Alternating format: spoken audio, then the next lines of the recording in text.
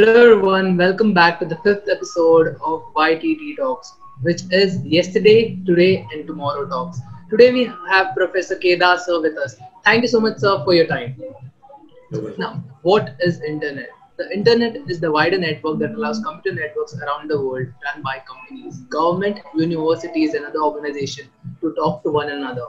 The result is a mass of cables, computers, data centers, routers, servers, repeaters, satellites and Wi-Fi towers that allow digital information to travel around the world. It is the infrastructure that lets you order the weekly shop, share your life on Facebook, stream Outcast on Netflix, email and research for the web around the world. But regardless of all this, you have wondered how exactly the internet is affecting you in your day to day life. Let's listen from Professor Kedar sir on this phenomenon. Okay, thank you, Moin, for starting this interview on a wonderful note. And incidentally, we are in the 25th year of internet access in India. So we are celebrating Silver Jubilee of internet access. Internet first came to India in 1995 for retail consumers. And since then, it has changed many forms. It was first dial-up connection, and eventually we have reached up to cable, and we have speeds of 100 Gbps, etc. So if you ask my personal experience, I started with phenomenal dial-up speed of 33 kbps, which used to give download speed of 3 kbps.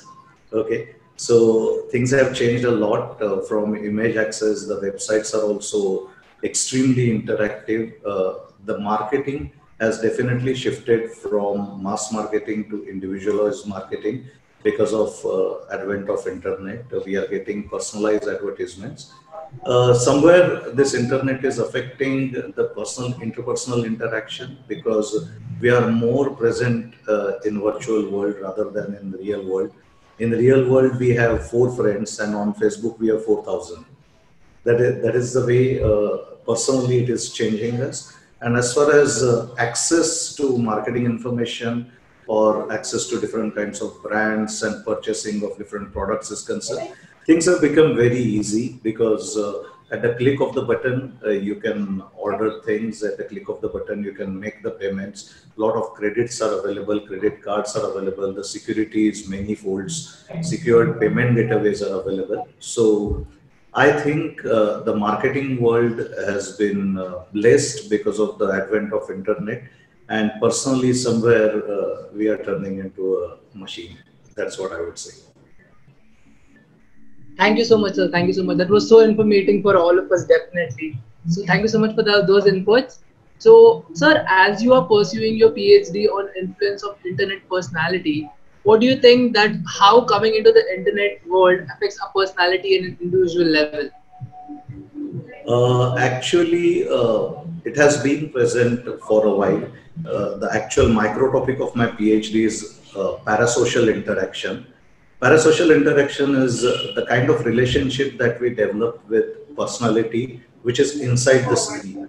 So, for example, my generation grew up with Amitabh Bachchan. So, we feel certain kind of affinity for Amitabh Bachchan. Maybe for you people, Hrithik Roshan or somebody else might be there.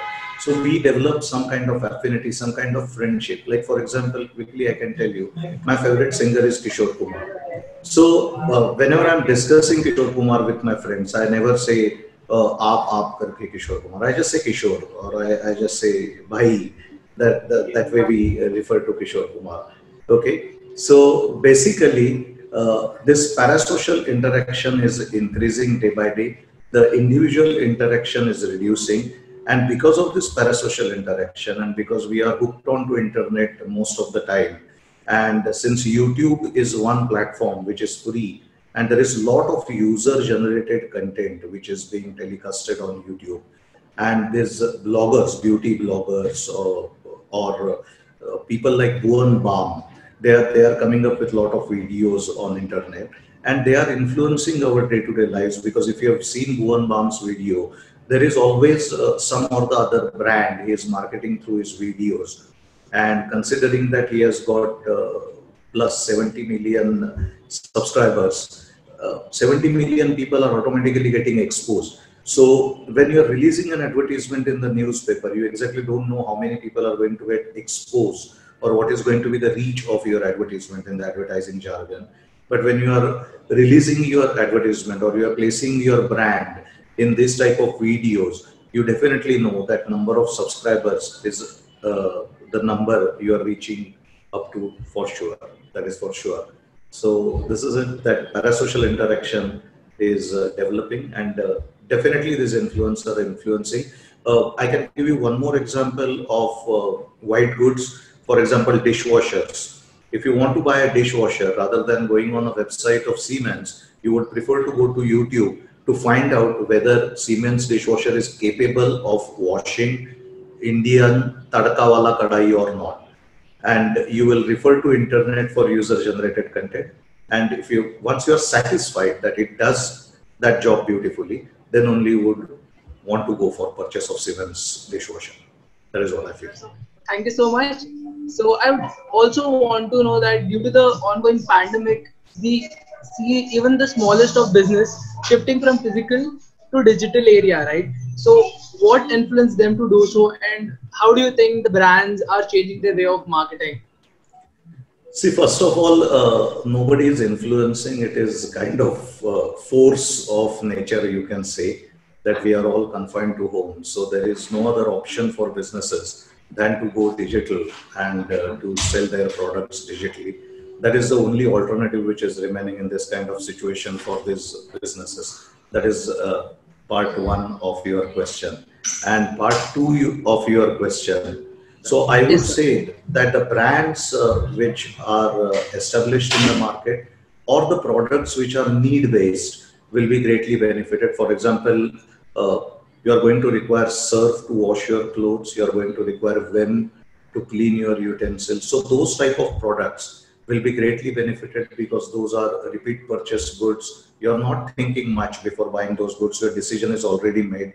And you are repeating that brand month after month. You don't experiment much in those type of brands. So you will definitely want to purchase those online. And as far as other products are concerned, where you want to try something new, those products are going to face a little bit of challenge. But at the end of the day, if we all are forced to stay online, then ultimately even the trial purchase is bound to happen online. Thank you for that. So there are some products where people prefer to touch and feel the construct of buying rather than buying it online. As entire buying from mall craze has come to a halt, what do you feel? Which product will be successful digitally and which will not be? Do you feel people are accepting this transition from physical to digital well, or what is it according to you? As I said, that the established brands are going to be successful. As far as touch and feel is concerned, that vacuum or that lacuna is going to be there in our shopping experience. Because when we say shopping experience, the complete shopping experience is somewhere missing on the internet. But there is different kind of experience because people are trying with virtual reality, people are trying with virtual malls online. So eventually things are going to shift, and eventually things are going to get developed in the digital world also. So it is not going to remain the same all the time. But I don't see that in the near future the touch and feel problem can be solved by the internet. So for that we have to get up, go out of home, have that traditional shopping experience and feel the material of the shirt, or play your PlayStation in the mall to get that experience. So that is bound to be there. So that one vacuum cannot be filled. It's like experiencing love. Okay, so when you fall in love, the virtual experience is not sufficient. When you are with a person, that the entire experience is of differently. Right, sir, right. But sir, do you think that there are so many bloggers right now? There are people, there are companies which are hiring bloggers and influencers to promote their products, and in return, the company either give them coupons or they rather, give them some amount as a commission to work for them.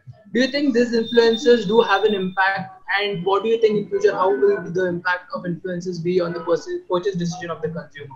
See, if you look abroad, in India, this transition is going to be a little bit slower because we need to understand the fabric of West and fabric of East. Fabric of East is more woven with family system, and fabric of West is less woven with family system. So people are more recluse. So you can see that people like PewDiePie or people like Dan TDM, who plays Diamond Minecraft and those kind of channels he runs. So basically, gaming is one factor where the influencers are working wonders, even abroad and even in India. Because young kids is an influential segment of the market. They go on YouTube, they watch the gameplay videos, and they get highly influenced because of those gameplay videos. They go back to their parents and they ask for those games from their parents. So in that particular area, this is working very fine. Another field which is doing very well in Indian segment is makeup or cosmetics. There are a lot of cosmetic demonstrations which are being played on YouTube, and you will be surprised to know there are millions of followers to these makeup bloggers. And these makeup bloggers are marketing particular brands through their tutorials, and those brands are getting highly benefited in the market. So we are coming to the end of this episode. So before we end, would you like to say anything to our audience before we end? Yeah, first of all, thank you for inviting me.